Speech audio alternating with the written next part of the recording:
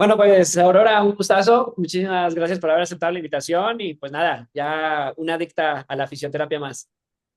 Sí, muchas gracias a ti por invitarme.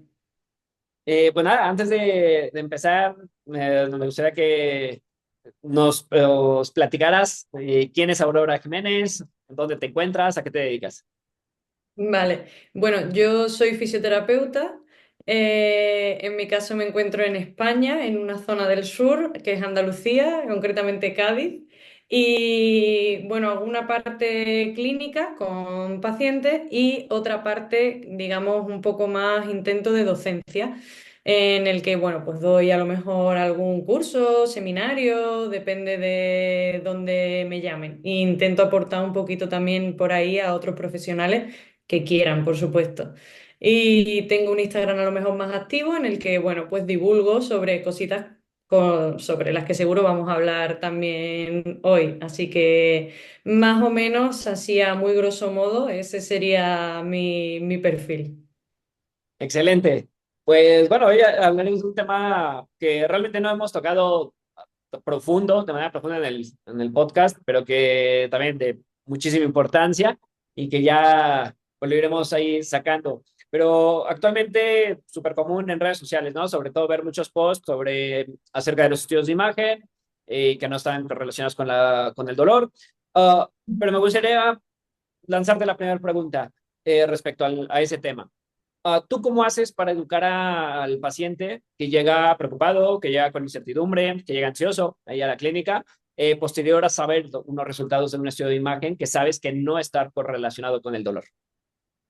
Claro, ahí digamos lo primero que tenemos que plantear es que esa persona pues entienda, oye, sí, nos ha salido X, por ejemplo, una degeneración discal o una hernia L5S1, etcétera, cositas que, bueno, que se ha visto que pueden ser una fuente nociceptiva, pero no se correlacionan directamente con ese dolor lumbar inespecífico persistente.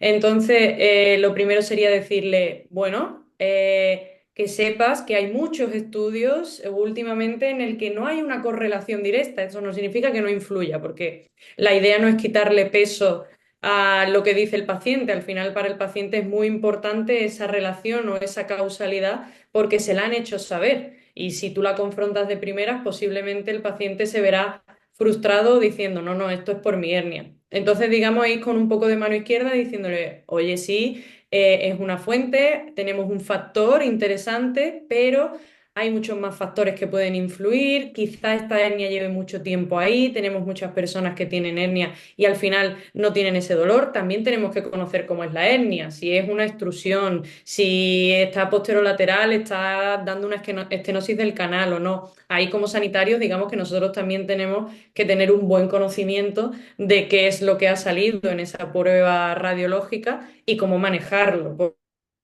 Entonces, de primera, bueno, intentar comparar, saber que hay estudios en los que eso no está ahí, intentar promover el decir, oye, porque muchas veces el principal problema es la narrativa catastrófica. Evidentemente tú puedes tener una hernia o puedes tener una degeneración discal. Al final eso es impepinable en la prueba de imagen, pues evidentemente es fácil de ver, ¿no? Pero eso no tiene por qué significar que tú estés hecho polvo, tengas la espalda fatal, tengas la espalda de una persona de 80 años o no puedas hacer X ejercicio. Quizá ir por ahí, oye, me han dicho que tengo esto y no puedo hacer esto. Oye, no, eso no es verdad.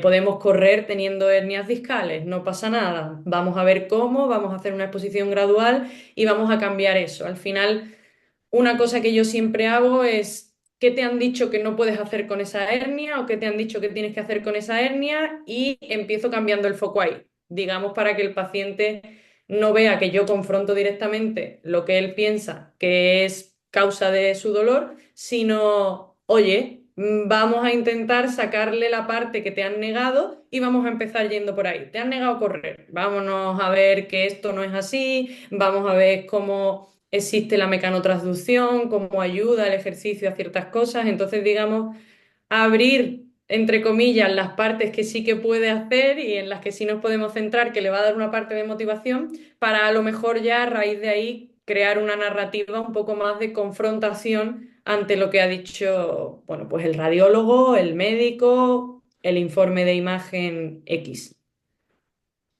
Y sobre todo por un punto, bueno, sé que trabajas mucho con ejercicio, lo he escuchado en podcast, lo he escuchado tuyos, en algunas entrevistas que has hecho, por el contenido que generas en redes, que va muy relacionado con el tema y por lo tanto, paciente que no está motivado, pues realmente es difícil aplicar ejercicio y es difícil que avance. Entonces, ¿tú Sí. cómo o qué impacto crees que tiene ese diagnóstico etiquetado en la motivación del paciente para poder mejorar cuando la imagen no está correlacionada con el dolor? Claro, al final muchos de ellos con esa prueba de imagen se vienen muy abajo. Es pues persona a lo mejor que sí que es deportista, que sí que, pues yo que sé, está acostumbrado a correr o está acostumbrado a jugar a X deporte, al fútbol, a lo que sea. Ese diagnóstico o esa prueba de imagen no es en sí el problema, la resonancia en sí o lo que hace la máquina de la resonancia, sino la narrativa que otorga el profesional a esa prueba de imagen. Entonces esa persona se siente muy frustrada y lo primero que siente es que confronta con su, al final, con lo que puede hacer en el entorno, que sería jugar al fútbol o correr, etcétera, etcétera. Entonces, cambiar un poco eso y abrirle una puerta a lo que sí que puedo hacer, digamos que esa narrativa o esa prueba de imagen, por lo que sea, por la narrativa que le han dicho, le han cerrado sus puertas de actividad. Le han dicho, esto ya no lo puedes hacer, ¿no? Pues la idea sería abrir ahí un foco, empezar evidentemente poco a poco, porque esa persona va a tener miedo, porque si le han dicho que su espalda es frágil porque sale X cosa en esa prueba de imagen, o su hombro es frágil porque sale X cosa en esa prueba de imagen, al final lo que va a hacer es cerrarse al ejercicio, muchas veces a la actividad o a una actividad excesivamente controlada, con mucho miedo. Lo que tengo que hacer es abrir un poco puertas. Oye, aunque tengamos esto y esto se puede hacer, vamos a intentar manejarlo con poco dolor, que esa persona no se sienta amenazada, depende del perfil que sea. Y a raíz de ahí que vea que se puede ir exponiendo a ese movimiento y volver a hacer el ejercicio que le gustaba, etcétera.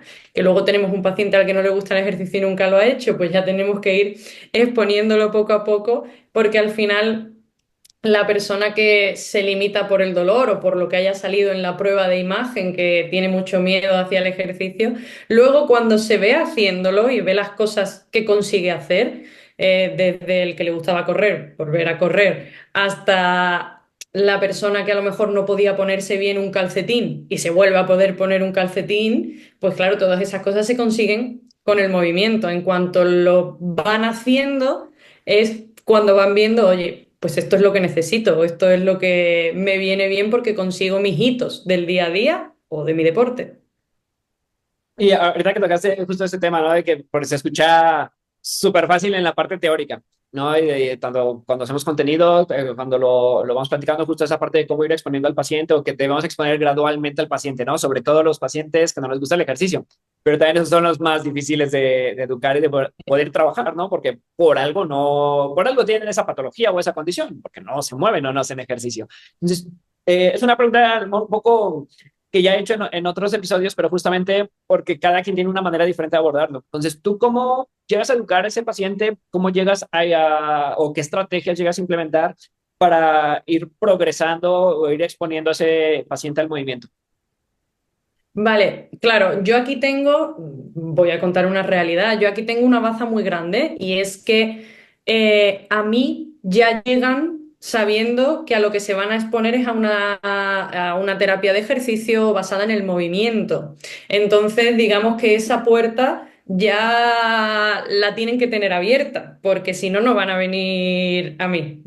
Que por esa parte yo tengo a lo mejor un filón más grande que cuando llegan a otros profesionales que se enfrentan directamente a solo camilla, por ejemplo, ¿no? Entonces conmigo saben que sí o sí, pues por el contexto en el que estoy, por el sitio en el que estoy, por cómo hago las cosas, quien llega a mí ya tiene esa parte que sabe que se va a tener que mover. Sobre todo lo que hago es que la persona se sienta segura. Nunca planteo un ejercicio, algún tipo de movimiento, lo que sea, si veo que lo que estoy planteando provoca mucha inseguridad o mucha amenaza en la persona. Lo primero es empezar muy poco a poco, bueno, depende del perfil, por supuesto, ¿no? Pero estamos hablando de ese perfil que tiene mucho miedo o se siente muy amenazado ante el ejercicio. Entonces es empezar muy poco a poco con cosas que considero sobre todo que van a tener una transferencia muy clara a su día a día. Digamos que en mi valoración clínica intento saber qué es lo que más está limitado por su dolor. Obviando patología, obviando prueba de imagen, obviando X, yo directamente le pregunto a la persona en su día a día qué es lo que más se ve limitado o cuál es el movimiento que más le exacerba el dolor. A partir de ahí empiezo a trabajar con exposiciones pequeñas hacia ese movimiento, pero ese movimiento que en su día a día le provoque un cambio. Yo lo que quiero es que si una persona me dice, joder, es que no puedo coger a mi nieto, o he dejado de ir a la compra, me tengo que poner los calcetines con un calzador o con algo que tire, ¿no? Quiero buscar ejercicios que repliquen o se parezcan a esos patrones sin incurrir en una amenaza o en que aumente el dolor de manera excesiva. En el momento en el que, oye, esto me duele demasiado, bajamos, algo cambio, algún patrón de movimiento, carga, repetición, depende de lo que sea que he visto que le provoca ese aumento del dolor. Oye, hacemos una reestructuración porque yo no quiero que esa persona se sienta amenazada. Luego, mi ejercicio siempre intenta tener un componente no solo de transferencia hacia su algo del día a día, que yo vea que luego le va a ser una motivación y que va a querer volver conmigo, sino también que el ejercicio, esto para las personas a las que no les gusta el ejercicio, que sea entretenido, que sea lúdico, que sea divertido, que le quite la parte seria o la parte de carga, de repetición, de las personas a las que no están acostumbradas a ir a un gimnasio, pues es verdad que esa parte resulta muy aburrida, resulta tediosa, al final hace que tu foco siempre esté puesto en tu dolor, entonces intento cambiar eso, que el foco sea pues externo a su zona de dolor, que sea un poco más divertido y que provoque pues eso, un entorno en el que la persona se sienta segura. Al final, si consigo que se divierta con el ejercicio, que luego vea cambios en su casa que hagan que consiga esos hitos del día a día sin dolor, al final lo que he conseguido es que esa persona vuelva conmigo, que tenga adherencia al ejercicio y que diga, hostia, pues esto no era tan malo ni tan aburrido, al revés. He conseguido hacer más cosas en mi día a día, me veo con más rango de movimiento en mis limitaciones diarias y encima me ha gustado, he estado a gusto, no he tenido miedo.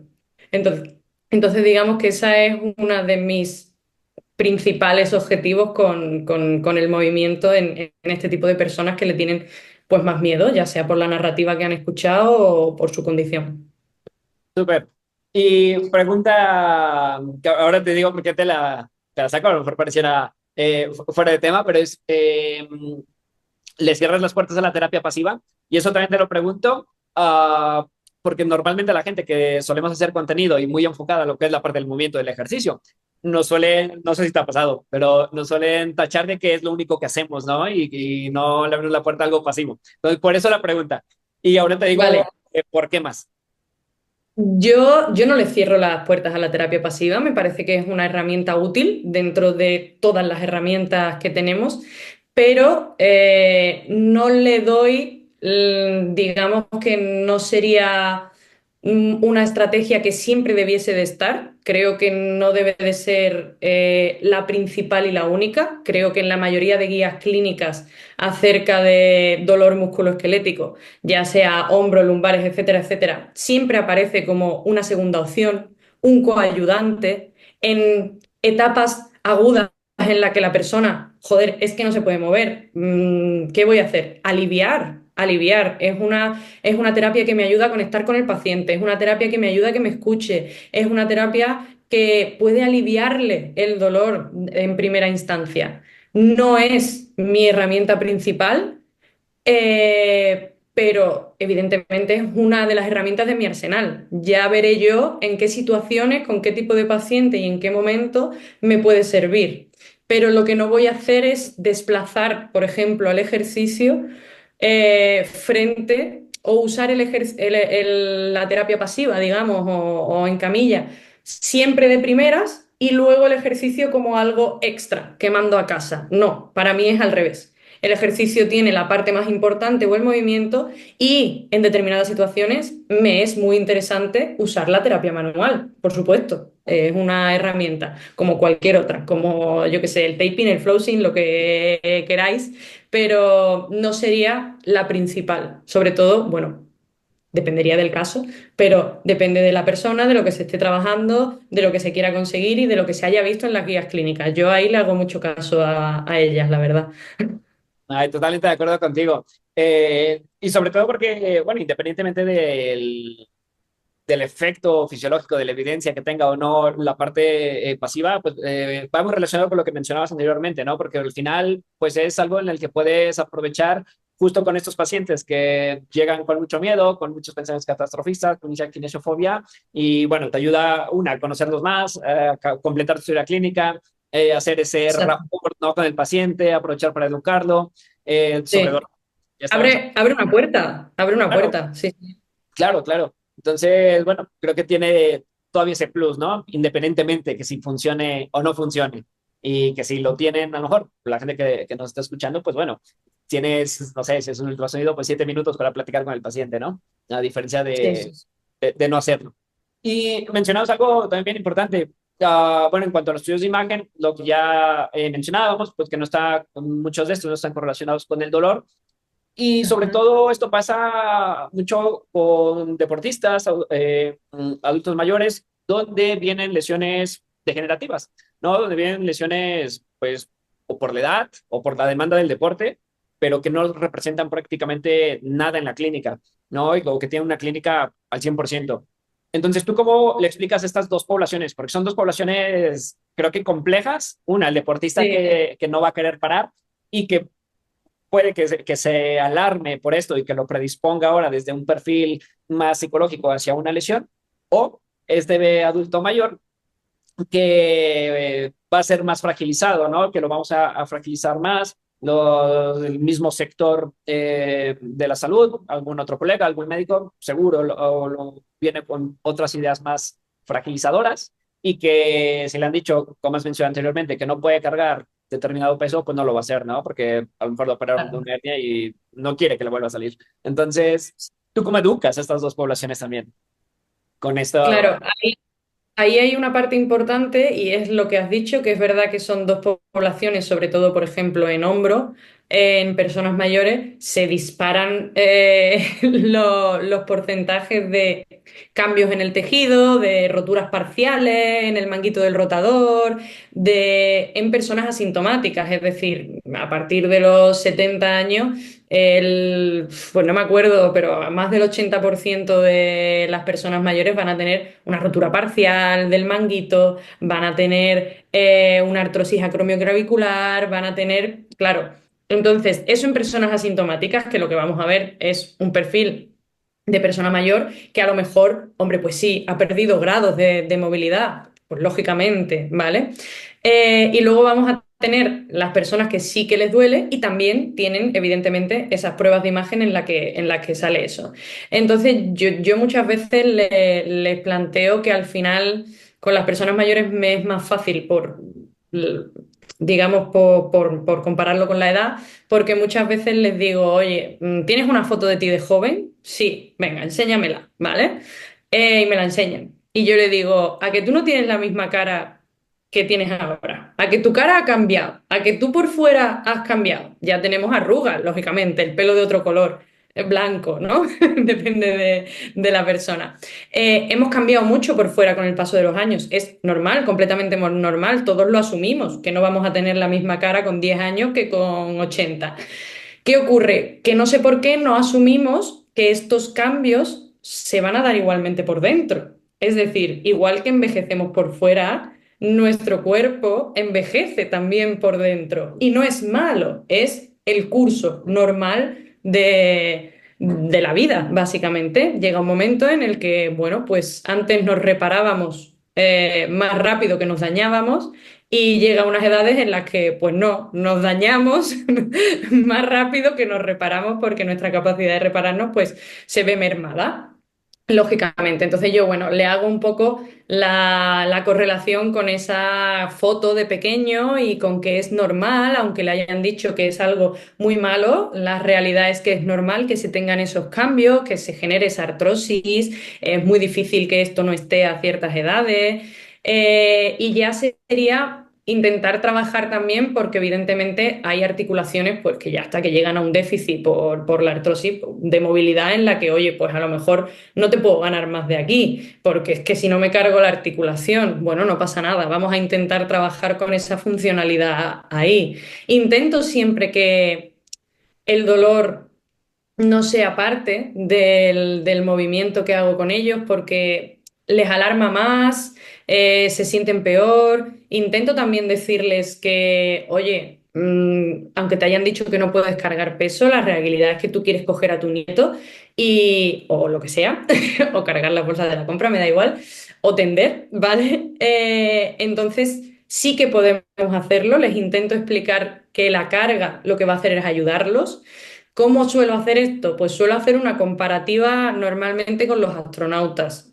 ¿Por qué? Porque ellos han vivido la época en la que los astronautas cuando llegaban de la Luna, como no tenían maquinaria isoinercial o lo que fuera en aquellos tiempos, pues llegaban con una osteoporosis muy grande y con una osteopenia muy grande y con un déficit muscular enorme. Habían perdido mucha masa muscular, llegaban decrépitos, vamos, los pobres míos y se les ponía directamente en silla de ruedas. Entonces yo les digo, ¿os acordáis de eso? ¿Vosotros sabéis por qué pasa eso?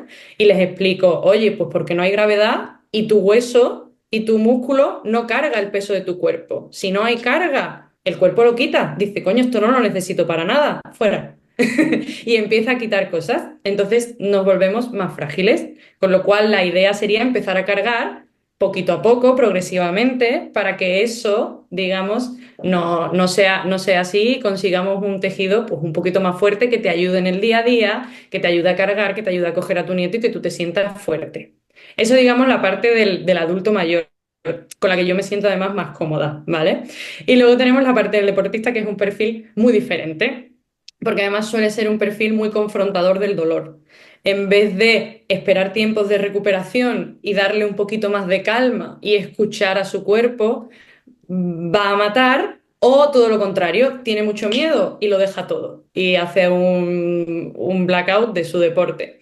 Entonces yo creo que al confrontador simplemente hay que hacerle ver que su cuerpo, oye, te estoy diciendo algo, puede ser que no esté correlacionado con las pruebas de imagen, pero al final algo, oye, tienes dolor, ¿vale? Oye, vamos a escucharlo, vamos a darnos nuestros tiempos de recuperación, vamos a darnos nuestro espacio, vamos a intentar saber cómo funciona esto y vamos a ir poquito a poco. No vale ir en contra a matar del dolor porque si no, el dolor sube el volumen hasta que le hagas caso y te deje tumbado. Y luego el que tiene mucho miedo y lo deja todo. Pues ahí sí que es verdad que hay que empezar a ver, oye, mira, haces esto y no pasa nada, oye, mira, tenemos este ejercicio que se parece mucho a tu deporte y vemos que no está pasando nada, vemos que podemos ir poco a poco, son cosas normales, porque es verdad que hay muchos, por ejemplo, en escaladores es muy común. Casi el 80% tienen lo que en prueba de imagen se denominaría tendinopatía del manguito o bursitis. ¿Por qué? Bueno, pues por su propio ejercicio, es decir, están dándole mucha caña a esa zona. Lo que pasa es que estas personas no tienen dolor. Y tú sí, pero no significa que venga de la bursitis o que venga de la tendinopatía, vendrá de muchos más factores. Y normalmente hago una especie de mapa con todos los factores que pueden estar influyendo en ese dolor. No digo que esa prueba de imagen no pueda ser uno, ¿vale? Pero si tenemos a muchas personas que tienen esa prueba de imagen y no tienen dolor, vamos a ver todas las demás bolitas que están repercutiendo en tu dolor. Y si podemos cambiar alguna, ¿qué pasa? Tenemos mucho estrés, tenemos falta de descanso, tenemos un control de las cargas que suele suceder en deportistas que de repente se ha ido a un pico hiper mega intenso una semana y entonces eso se ha puesto como loco. Oye, pues vamos a ver qué otros factores están descompensándome. Digamos que los deportistas les puedo, suelen ser personas más jóvenes, a lo mejor con un nivel cultural más alto, les puedo hablar más de factores, pueden entender más cómo funciona un mapa conceptual, digamos, en bolitas y la multifactoriedad del dolor. Y en personas más mayores, pues se los intento hacer más fácil con esas metáforas, con las fotos o con lo de los astronautas, que creo que normalmente lo entienden mejor, la verdad. Sí, totalmente de acuerdo contigo. Y también otro de los puntos importantes sobre el tema de los estudios de imagen, el tema económico, ¿no? Y el tema financiero, todo lo que se gasta en cantidades de estudio de imagen, ah, como por ejemplo en España, para que veas qué tan bien informado estoy para ir preparado, estoy para el podcast. En España, en el año antepasado, ah, lo que se ha gastado solamente en el sector privado son cerca de 400 millones de euros y alrededor de 53 millones de pruebas realizadas, ¿no? Al año. Sí, Solamente en el sector sí. privado. En el sector público es un poco más complicado encontrar la información. En el caso de México Sí. es todavía más complicado en las dos partes, pero sí ha habido también un crecimiento por año de aproximadamente entre el 5 y el 6% en cuanto a compras de equipos para estudios de imagen, especialmente de resonancias. Entonces, respecto a toda esta parte, ¿qué criterios son los que deberíamos utilizar para ir decidiendo cuándo es realmente necesario derivar un paciente hacia una prueba de imagen y cuándo no? Ya tenemos por ahí algunas, en ciertas patologías, en ciertas lesiones, algunos test, algunas escalas, pero no en todas. Y clínicamente, ¿cómo podemos aportar en esa parte? Claro, o sea, al final es lo que tú has dicho. En España tenemos una sanidad pública que abarca muchísimo, pero claro, el problema de la sanidad pública es que las pruebas de imagen tardan mucho. Por ejemplo, una persona quiere una prueba de imagen pues porque le duele X, da igual. Y el traumatólogo la pide. Pues tenemos unas listas de espera tan grandes que a lo mejor tardan 6 meses en hacerte una resonancia. Con 6 meses, depende de la patología, a lo mejor ya se ha curado, ¿sabes? Entonces muchos recurren a lo privado por desesperación. ¿Por qué? Porque piensan que... piensan, no, al final hemos creado la necesidad, nuestro sistema sanitario ha creado la necesidad de saber qué hay ahí, porque lo que hay ahí lo correlacionan directamente con su dolor, aunque luego no sea así, pero es verdad que nos han educado en eso. Entonces se crea esa necesidad y al final es un run run de dinero bastante grande y que al final las clínicas se gastan en eso, en resonancia, en ecografía, muchísimo.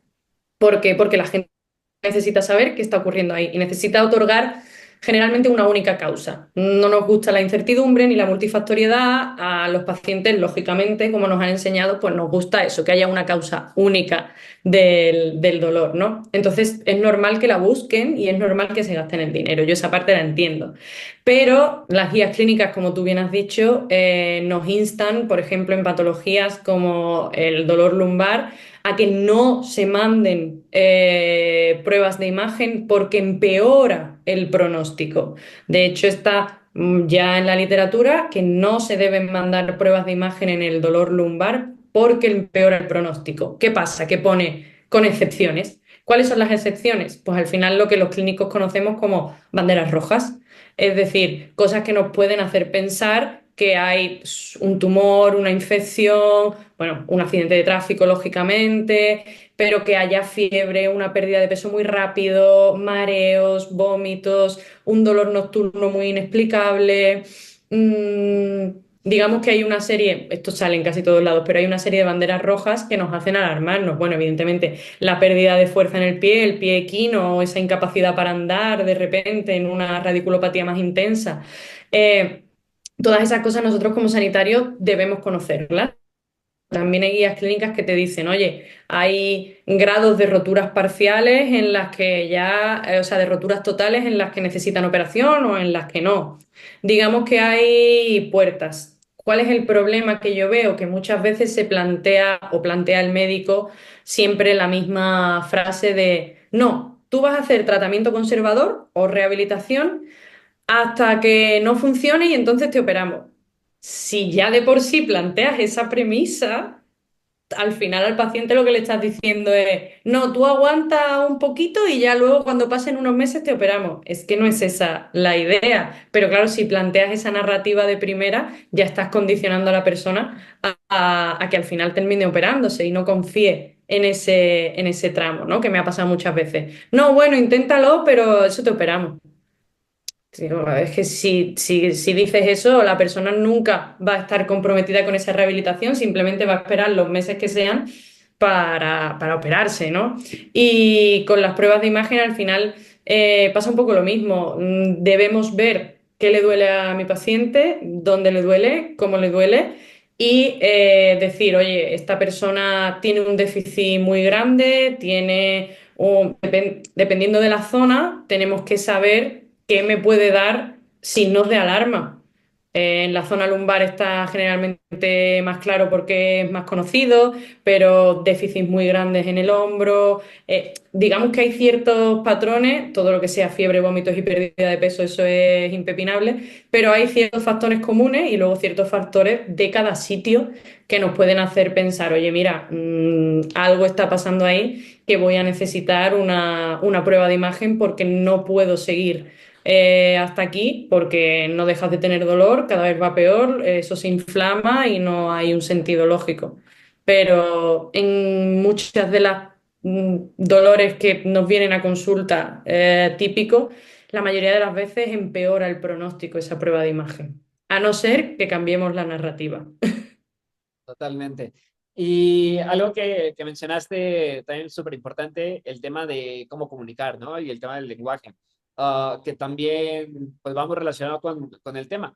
Ah, pero antes de pasar a ese tema, me gustaría preguntar también, ver pues desde una perspectiva diferente, ¿no? Todo este tema de los estudios de imagen, sobre cómo podemos implementar estrategias o tú cómo le haces o qué estrategias implementas para convertir estas pruebas de imagen, todos estos pensamientos que ya tiene el paciente, ah, para empoderarlo y en lugar de que genere temor, pues sea una motivación para el paciente y tenga una mejor adherencia al tratamiento.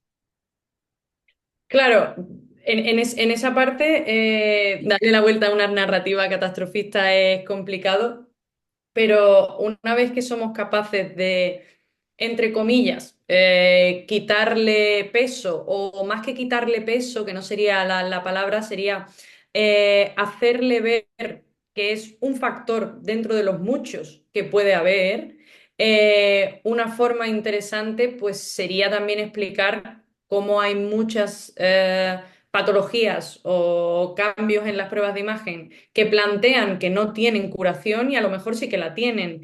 Yo tenía una paciente con una hernia bastante intensa, de hecho tuvo una extrusión y a los 5 meses le hicieron otra prueba de imagen y se veía cómo se había reabsorbido prácticamente en su totalidad.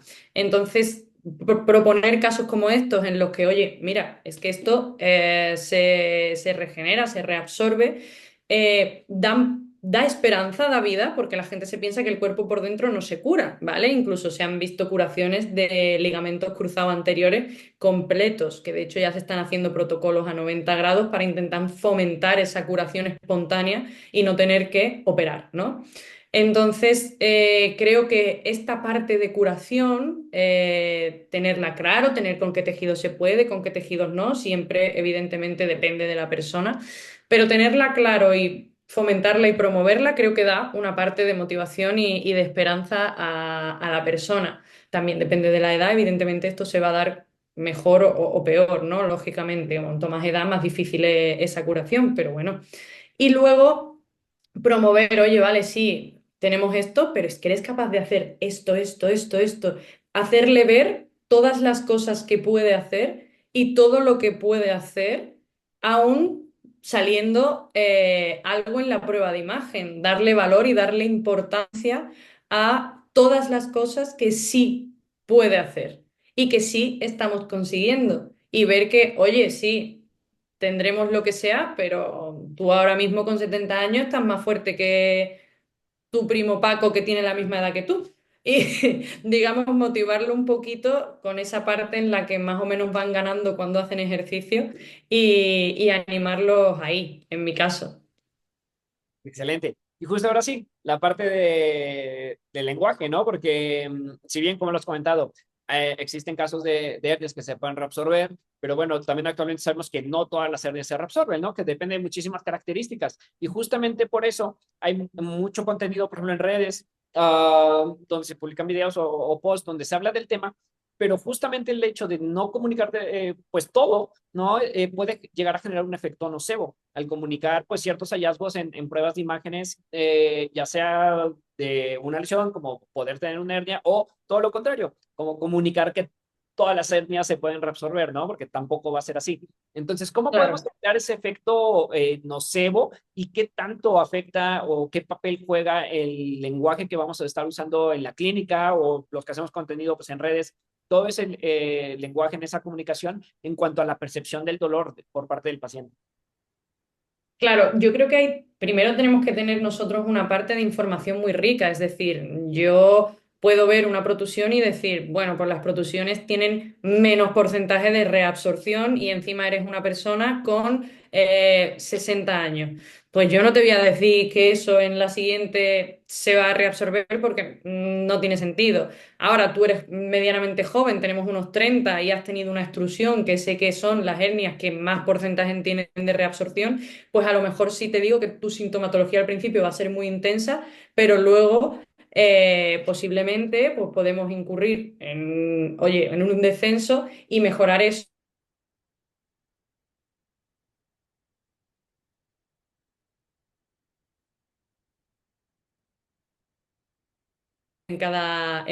entonces en cada patología y en cada cambio, entonces saberlo, saber que si tenemos a una persona ya con mucha edad, a lo mejor la curación ahí no va a ser nuestro factor clave, ¿no? Tampoco creo que sea centrarse en el tejido, es decir, oye, como dato de esperanza, de motivación en el paciente en el que sé que puedo darlo, lo puedo dar, ¿vale? Porque sería algo que aumentaría sus expectativas y sería algo positivo. Ahora, como dato de esperanza y motivación, si yo no veo que ese paciente o ese perfil cumpla esos criterios, no lo puedo dar porque sería desalentador ver que luego en la prueba de imagen no ha habido ningún cambio, ¿no? Entonces, de primeras, lo esencial sería principalmente no centrarse en el tejido, porque sabemos que a lo mejor tampoco es lo principal. A lo mejor se reabsorba o no se reabsorba, esa persona puede seguir teniendo la misma sintomatología porque sabemos que es multifactorial. Entonces, de primera lo ideal sería no centrar nuestro discurso en el tejido, la estructura o la anatomía per se. Evidentemente va a ser parte de él porque los pacientes nos van a preguntar, pero digamos que no esté centrado solo en eso, porque casi siempre vamos a incurrir en un nocebo o en una visión reduccionista e incompleta de toda la narrativa del paciente. Entonces, intentar centrarnos también en lo positivo, casi siempre, en aumentar las expectativas y en no promover el no es que tú ya no vas a poder hacer más, no sé qué. Eso sería súper nocébico, estamos creando falsas expectativas, estamos empeorando el pronóstico. No es que con lo que tienes, que es un montón, ya todo eso, que lo que haga sea engordar la fragilidad y la amenaza del paciente. Al final tenemos que entender el dolor un poco como esa balanza entre amenaza y seguridad.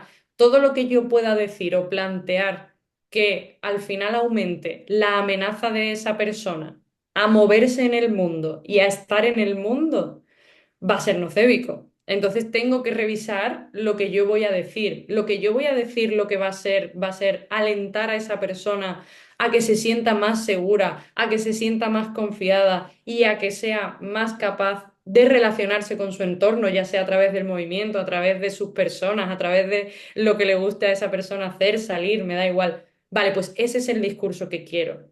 Si a lo mejor durante el movimiento yo soy demasiado estricto y fragilizo y te digo que solo puedes moverte de una manera concreta, pero que te esté moviendo, lo que estoy haciendo es seguir metiéndote miedo en el cuerpo y seguir fragilizándote. Yo lo que quiero es normalizar eso. Quiero que eso vaya hacia moverte con la mayor naturalidad posible en tu entorno y lo más seguro posible. Con lo cual, aun haciendo ejercicio o movimiento, también puedo ser nocébico, también puedo soltar cosas que a lo mejor lo que están haciendo es que la persona se sienta más insegura y diga, madre mía, ahora solo me puedo mover de una manera concreta en mi día a día, que tampoco sería lo ideal. Estoy otra vez aumentando la amenaza. Así que como así, cosa más clara, todo nuestro discurso que pensemos que va a aumentar o a fragilizar, ese es el que tenemos que intentar reconvertir, reconducir hacia algo positivo, que aumente las expectativas y que haga que la persona se sienta sobre todo segura.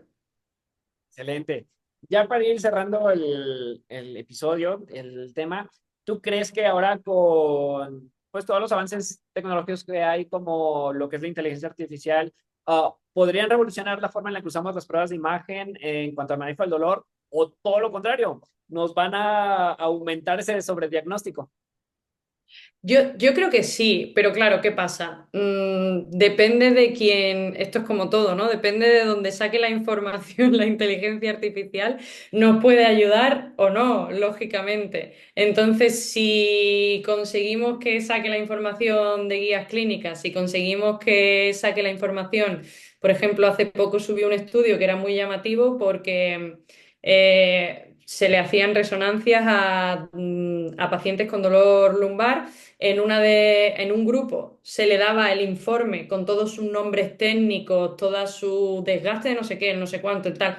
Y a otro, un médico, bueno, no sé si era un médico o un sanitario, le hacía una narrativa asociada a su contexto, mucho más benévola, en la que le explicaba de manera más cómoda, digamos, lo que se había visto en las pruebas de imagen. Y se veía como el dolor en los que recibían el informe con todas las palabras técnicas, con todo el tal, aumentaba y en los que recibían la narrativa, digamos, positiva y no catastrofista, pues mejoraba, ¿no? Disminuía antes.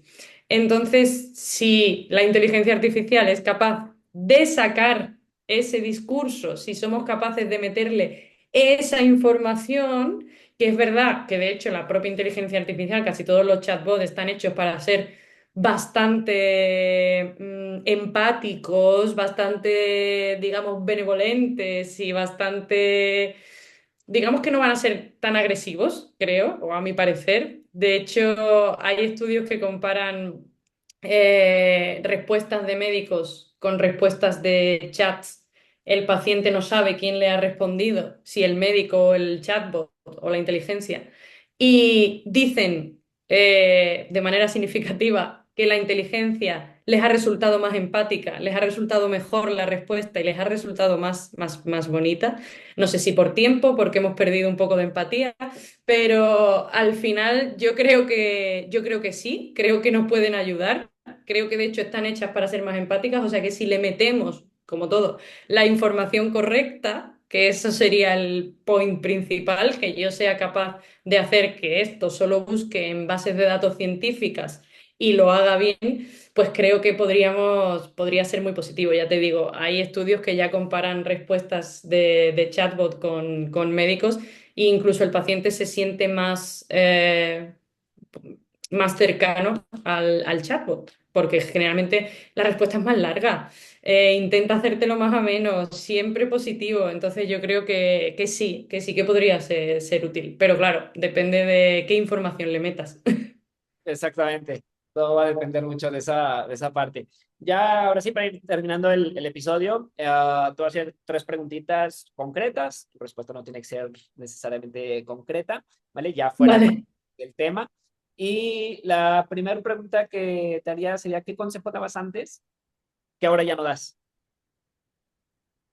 Vale. ¿Qué consejo daba antes que ahora ya no doy?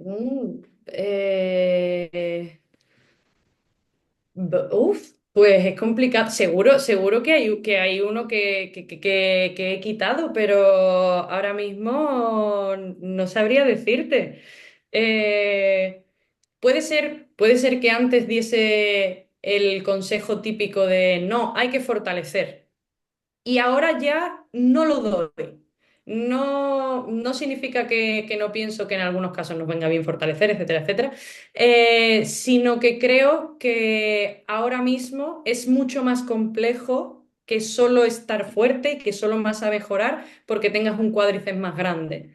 Entonces creo que eso ha cambiado en mí y dices tú, bueno, este consejo no lo voy a dar de primeras porque no es que necesite que estés más fuerte. Al final me estoy centrando otra vez en el tejido. Yo necesito que muchos ámbitos y muchos factores cambien. Y no es tanto que tú llegues a estar más fuerte, que evidentemente es algo positivo, sino que yo haga que los ejercicios que te ponga y el movimiento que te ponga hagan que tú te sientas más seguro en tu entorno y tengan transferencia en tu día a día. Eso lo puedo conseguir a la vez aumentando tu fuerza, pero se ha visto que no es un factor determinante en sí solo la ganancia de fuerza, sino la confianza que se obtenga, la seguridad que se obtenga, esa transferencia a tu día a día. Entonces creo que eso ha cambiado en mí. Ya no doy del tirón ese, pues no, esto lo pones más fuerte y ya, no, nunca lo he dicho tan así, pero digamos que eso sí ha cambiado en mi narrativa. Sí la estoy matizando más en ese sentido. Excelente. La siguiente pregunta es, si pudieras cambiar algo dentro de la fisioterapia, ¿qué sería? Wow, cambiaría muchas cosas. De primeras, lo primero que cambiaría sería a nivel de universidades, que se tiene que hablar más de dolor y saber más lo que es el dolor, porque realmente lo que trabajamos es con el dolor de las personas y hay muy poca educación en dolor, ahora solo se está viendo en los posgrados, etcétera. Para mí hay una necesidad imperiosa de conocer más qué es el dolor para poder abarcarlo. Y evidentemente que el movimiento se plantee como una troncal muy importante dentro de la universidad. Entonces, creo que de la fisioterapia cambiaría muchas asignaturas de la universidad en las que a mi gusto aprender de dolor sería una base muy importante y saber usar el movimiento sería una base muy importante. Y para los fisioterapeutas, que por Dios las guías clínicas se lean, estén ahí, necesitamos saber leerlas, si es que están, si es que hay gente lista que ha cogido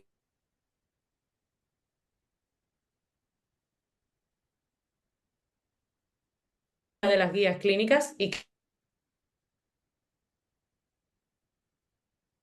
meter sí o sí. Cambiaría, digamos, eso principalmente, que se vea con otros ojos el dolor y el movimiento. Muy bien. Y la última, si tú fueras la host de este podcast, ¿qué te preguntarías? ¡Wow!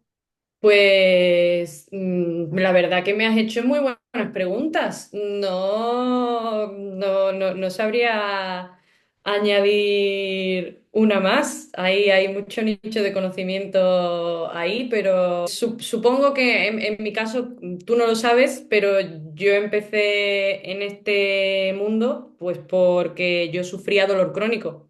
Entonces, supongo que una de las preguntas interesantes sería qué te llevó a lo mejor a, bueno, pues a estudiar o a aprender o a dedicarte a saber más sobre eso. Y en mi caso fue porque lo padecí durante mucho tiempo, discontinuo, de rodillas, ambas rodillas. Yo he pasado por resonancias y he pasado por todo ese complejo que, bueno, esa parte de paciente siempre está bien tenerla porque te hace conectar mejor con algunos casos, lógicamente. Entonces, en ese caso, bueno, pues simplemente esa parte de mi historia, supongo que es interesante saberla, pues para los pacientes y a lo mejor para algún oyente para que sepa, oye, pues, cómo he llegado yo a intentar aprender tanto sobre dolor e intentar que divulgar sobre ello para que la gente lo entienda.